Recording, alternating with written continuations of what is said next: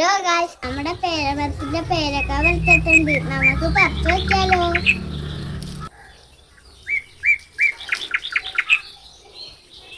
നമുക്ക് ഇനി ഈ പേരൊക്കെ ഇതുപോലെ മുറിക്കാം.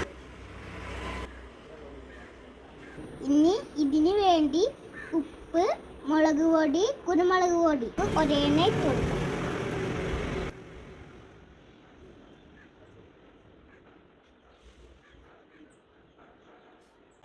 ഇനി ഇത് നന്നായിട്ട് കൊട്ടിക്കൊടുക്കാം.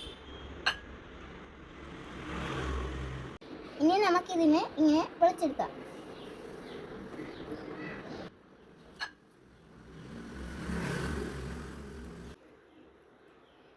നിങ്ങളുടെ ചാനൽ ലൈക്ക് ചെയ്യണം, സബ്സ്ക്രൈബ് ചെയ്യണം. ബൈ.